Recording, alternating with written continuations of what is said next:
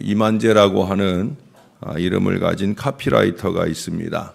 이분이 윤형주 장로님의 전도로 온누리교회 교인이 되셔서 교인이 된 지 불과 몇 달 만에 확실한 그리스도인이 되어서 막전엔 찐빵이라고 하는 예수를 믿고 나서 100일간의 느낌을 매일 일기 형식으로 쭉 써내려간 그런 책을 냈어요. 저도 그 책 나온 지 얼마 안 돼서 그 책을 사보았던 기억이 나는데 참 많이 감동을 주고 특별히 전도용 책자로 쓰기에 좋은 그런 책이었습니다.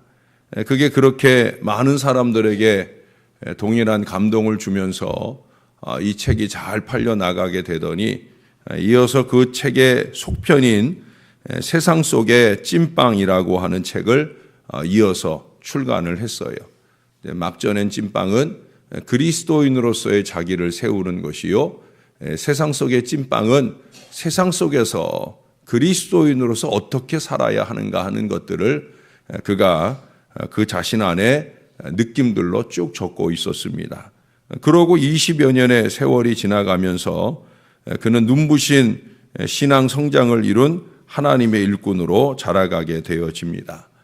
그의 그와 같은 신앙의 성장에는 세상 속의 찐빵 안에 1992년 9월 26일에 쓴 그 일기 내용을 읽으면서 이 사람은 이렇게 잘하겠구나 라는 그런 기대를 저의 마음 가운데 주었던 적이 있습니다. 1992년 9월 26일 토요일, 꼽기로 하자면 세상살이 바쁘다는 핑계로 하루에 12번씩도 더 하나님을 잊어먹곤 하는 가엾은 세상 속의 찐빵. 그런 중에도 한 가지 다행한 것은 스스로 순간순간 얼른 그 사실을 깨우치고는 고무줄에 매달린 요요의 공처럼 금세 제자리로 다시 돌아와 어릿어릿 혼자서 쑥스러운 표정을 짓곤 한다. 돌아와 잠시 눈을 감고 묵상을 하면 항용 어김없이 그 자리에서 나를 기다리고 계시는 사랑의 하나님 손길을 느낄 수 있다. 그러나 하루 중 그 어느 때보다도 하나님과 내밀한 친교를 확인할 수 있는 시간은 전등불을 끄고 홀로 조용히 잠자리에 피곤한 몸을 뉘었을 때이다. 너무 피곤하여 온몸이 침대 속으로 어지러이 빠져들 것만 같다. 수면이 아니라 하루분의 사망이라고나 해야 옳을 바로 그런 때 눈을 감고 가만히 하나님 생각을 하면 이 세상에 그보다 더 따스한 위안이 없음을 온몸으로 느끼게 된다. 이 세상에 그보다 더 완전한 평화는 없다. 평화의 손길 아래 숙면을 취하고 나면 이튿날 새벽의 여명 속에서 어김없이 또 하루분의 부활이 내 몫으로 주어진 것을 안다. 내 생명이며 일상이 결국 그 단 한 분의 소관 아래 있는 것을. 이렇게 일기는 마쳐집니다. 그가 하루 아침을 시작하면서 하루 밤을 지날 때까지 얼마나 하나님의 주권 아래 스스로를 순종시키며 살려고 노력하는지 하는 것을 우리들에게 잘 알게 해줍니다. 세상 속에 살지만 세상과 다르려 노력하는 그의 신앙이 묻어 있다는 거예요. 그것은 다름 아니라 하나님과의 이 부단한 영적 교제 속에서 바로 그러한 삶을 이어가고 있다라고 하는 거예요. 그저 성경 몇 장 읽는 것이 영적 교제가 아닌 거예요. 그저 기도 몇 마디 하는 것이 영적 교제가 아닌 거예요. 얼마만큼의 시간이나 얼마만큼의 순간들을 하나님 앞에 갖느냐 하는 것이 아니라 하나님을 늘 의식하고 그 하나님 보시기에 좋은 모습으로 살고자 하는 믿음의 몸부림이 그의 신앙인다움을 만들어가고 있다라고 하는 거예요. 오늘 본문의 3절까지의 내용은 읽어보신 대로 이 유다의 여호사밧 왕이 이스라엘의 아합 왕과 사돈 관계를 맺고 그와 더불어 전쟁에 동참한 그 일련의 태도를 오늘 예후 선지자를 통해 직설적으로 꾸짖는 내용이 나옵니다. 왜 악한 자들을 돕고 여호와를 미워하는 자를 사랑하는 이 어리석은 일을 했느냐? 하나님이 분명히 진노를 내릴 것이다. 그럼에도 불구하고 라는 얘기를 그 다음에 적고 있는데, 어떻든 세상과의 타협이 동화가 염려스러운 것이어서 4절 이하에서는 바로 3절 하반절에서도 이 예후 선지자가 인정하듯이 마음을 기울여서 하나님을 추구하는 이 왕의 사역들을 나열해 주고 있는 내용들이 오늘 본문 속의 내용입니다. 그는 스스로 세상 속의 찐빵으로서 자기의 삶을 분명히 세우고 살 뿐 아니라 다른 이들을 하나님 중심으로 살도록 열심히 이렇게 조력하고 돕는 그런 여호사밧 왕의 모습을 볼 수가 있습니다. 나 하나 잘 사는 것은 물론이고 나만 아니라 내 휘하에 재판관이라든지 또는 하나님의 일꾼이라든지 누구라도 다 하나님 중심으로 살았으면 하는 간절함이 이 본문 안에 있다라고 하는 거예요. 특별히 읽은 6절, 7절 사이에 보면 재판관에게 준 3가지 지침이 이를 증명해 주지요. 첫째 말하는 게 뭐예요? 여호와를 위한 것이다. 사람을 위한 그런 판단하지 말아라. 하나님을 위한 판단을 해라. 두 번째는 뭐예요? 하나님께 여호와께서 함께 하신다. 네가 너 혼자 하는 일이 아니라 하나님이 도우셔서 하는 일이다 라는 강조를 합니다. 세 번째는 뭐예요? 여호와를 두려워하는 마음으로 행하라. 여호와를 두려워하는 마음으로 행하라. 그야말로 말끝마다 여호와입니다. 그것은 8절 이하에서 이 백성의 관리자들에게 주는 권면에서도 최종 결론을 보면 거기 11절 하반절에 보시면 너희는 힘써 행하라. 여호와께서 선한 자와 함께 하실지로다. 여호와께서 선한 자와 함께 하신다. 이 얘기가 뭐예요? 하나님 보시기에 선하게 행하라. 구구절절이 여러 가지 얘기를 하는데 그 모든 것들의 결론이 뭐냐? 여호와께서 보시기에 선하게 행하라. 원칙도 좋고 또 철저하게 진실과 성심을 다하여 하나님을 경외하는 것도 좋은데 그 모든 것들을 선한 마음으로 행하라 하는 얘기를 오늘 하고 있는 거예요.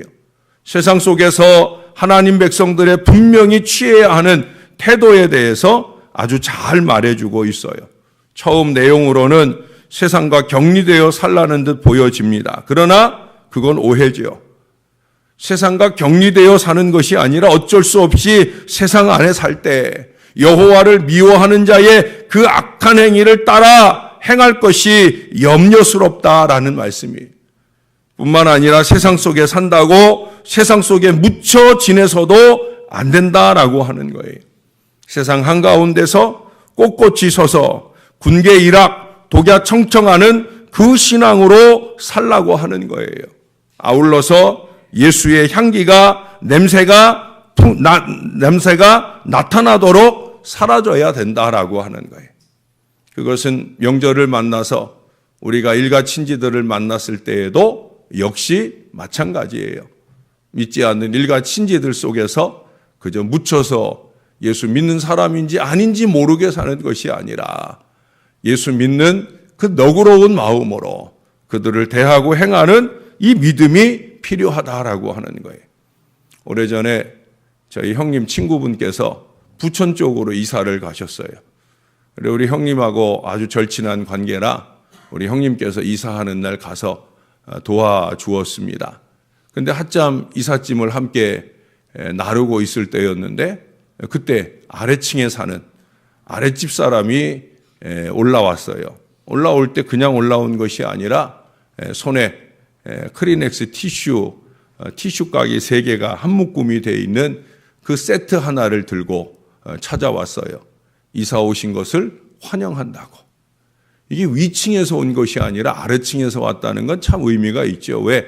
그날 꿍깡꿍깡 이사하는 소리도 신경에 거슬릴 테고 또 앞으로도 그 윗집이 여러 가지로 불편함을 초래할 수 있는데 그래서 대부분 윗집 사람이 아랫집을 섬기게 되는 경우들이 많이 있는데 여기는 아랫집에서 굳이 이사 온 그 당일날에 선물을 미리 준비했다가 아니면 선물을 사가지고 찾아와서 환영의 마음을 전하더라는 거예요. 저희 형님이 이삿짐을 계단으로 오르고 계단으로 나르면서 그 아랫집 문을 보니까 그 문에 교패가 붙어 있더라는 거예요. 근데 그 교패가 부천 동광교회라는 교패가 붙어 있더랍니다. 우리 아우가 그때 그 부천 동광교회 부목사로 있을 때예요. 저희 형님 마음으로는 처음에는 참 반가운 마음이 들 거 아니에요. 우리 아우가 목회하는 부목사로 목회하는 교회에 교패가 붙어 있어서 반가운 마음도 들었고 또 한 가지 마음은 부천 동광교회가 부흥하는 데는 다 이유가 있구나. 이렇게 교인들이 각자 자기의 삶의 자리에 살면서도 이렇게 이웃들에게 향기나는 건강한 신앙의 삶을 살고 있구나. 그날 와가지고 뭐 전도지 돌리고 뭐 여기 왔으니까 뭐 교회 혹시 다니냐고 교회 다니려면 우리 교회 오라고 그런 말 하고 그런 거 아니에요. 그냥 따뜻한 마음 하나 전하고 간 거예요. 저희 형님이 친구에게 권하기를 너 어차피 이사 와서 교회 옮기려고 하면 부천 동광교회에 가라. 첫째는 뭐 거기 내 동생이 목사로 있고 뭐 그런 얘기도 했지만 그 교인들 보니까 그 교회 갈만하겠다라고 권했다는 거예요. 그리고 그 형님 가정은 그렇게 부천 동광교회에 출석하는 건강한 교인으로 자라게 되었다라고 하는 거예요. 여러분, 오늘 6절과 7절을 보면 하나님 중심으로 살라 하면서 마지막에 하나님에 대해서 이런 설명의 말씀을 덧붙여주고 있어요. 우리의 하나님 여호와께서는 불의함도 없으시고 치우침도 없으시고 뇌물을 받는 일도 없으시니라. 왜 예수 하나님에 대한 이런 얘기를 덧붙여요? 이게 무슨 얘기예요? 하나님 중심의 신앙은 곧 하나님처럼 사는 신앙이라는 거죠. 참 어려운 일이죠. 저나 여러분 같이, 아니 여러분은 말고 저같이 부족한 인생이 하나님같이 산다? 참 어려운 일이에요. 이만재 씨가 하루에도 12번 그렇게 하나님을 잊어버린 채 살아갈 수밖에 없는 인생이 바로 저와 같은 인생이지요. 우리가 그렇게 살 수밖에 없는데도 불구하고 여기 오늘 하나님처럼 살아야 할 강력한 요구를 우리들에게 말씀하고 있어요. 그것은 하나님처럼 살라라고 하는 강요가 아니에요. 세상 사람들처럼 세상 사람들의 방식대로 살아서 안 된다라는 얘기예요. 하나님처럼은 살지 못할지라도 세상 사람들처럼은 살지 말아야 된다. 그들의 그 강팍함대로, 그들의 그 이기적인 대로, 그들의 그 욕심대로. 그것이 오늘 예수 믿는 우리의 삶의 방식이어서는 절대 안 된다라고 하는 거예요. 저희는 명절이 되면 하루는 우리 본가에 부모님하고 명절날 당일날 오후 시간까지 그렇게 우리 본가의 부모님하고 지냅니다. 본가에 가서는 사실 잘 자지 않아요. 왜냐하면 저희 형님이 어머니를 모시고 사니까 어머니가 달리 외롭고 힘든 시간을 지날 일이 없이 저희 형님이 잘 챙겨서 모시고 지내십니다. 그러나 저희 장모님은 혼자셔요. 그래서 명절날 오후 시간이 되면 우리 처남네하고 교대를 하지요. 우리 처남네는 처갓집에 가고 저희는 이제 우리 식구들이 이제 어머니하고 가서 명절 당일을 오후 시간, 저녁 시간 또 우리 장모님의 늘 평생 소원은 우리 장모님하고 하룻밤 자주는 게 목사에 향한 평생의 소원이에요. 옛날 장인어른 계실 때도 마찬가지였고 또 역시 이제 혼자 되시니 더더욱더 명절만이라도 아들, 사위, 딸, 손주들 이렇게 함께 한 방에서 같이 자는 거. 그게 우리 장모님이 늘 소원하는 일. 왜? 목사는 늘 새벽 제단 해야 되니까. 예? 어머니하고 같이 잠자리하고 그럴 시간이 없으니까 명절 때만이라도 오매불망 그날을 기다리곤 합니다. 내가 어제 저녁에 그저께 저녁에 우리 장모님이 우리가 이번에 수요일 저녁 예배가 있어서 어머니 죄송한데 이번에는 예배 마치고 다음 날 갈게요. 그랬더니 섭섭하셨던 모양이에요. 예배 마치고 와. 예배 마치고 와서 저녁 먹어. 예? 그렇게 제가 저녁 6시 땡 치면 저녁 먹는 줄을 아는데도 불구하고 이복에 저녁 예배 마치고 서둘러 와서 그래서 저녁 먹어. 나랑 같이 저녁 먹어. 그러시더라고요. 그래서 제가 그날 저녁에 예배 마치고 그리고 서둘러서 갔어요. 늦은 저녁 함께 하기 위해서도 또 하룻밤이라도 우리 홀로 계신 장모님 명절날 외롭지 않게 지내시고자 하는 아들로서 사위로서의 배려하는 마음으로 그렇게 하룻밤을 지나게 되었어요.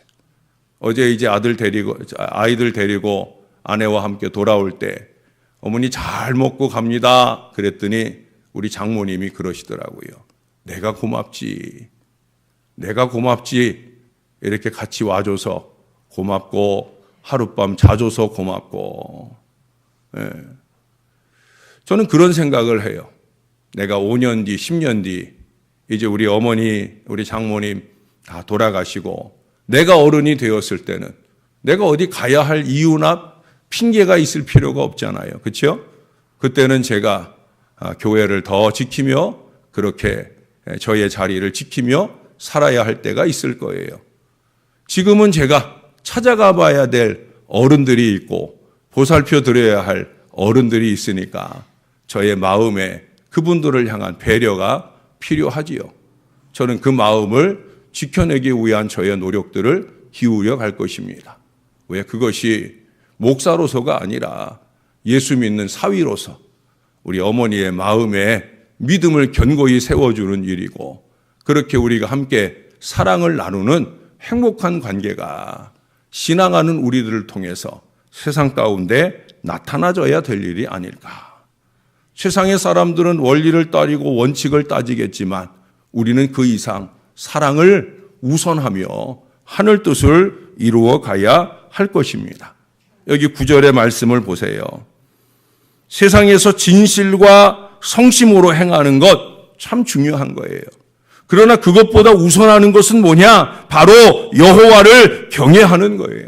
앞서서 이미 여호와를 두려워하는 마음으로 삼가 행하라 말씀하셨는데 다시 한번 여호와를 경외하라. 하나님 중심의 신앙적 기초 위에 성실하고 온전한 태도로 삶이 건축되어지도록 살아라.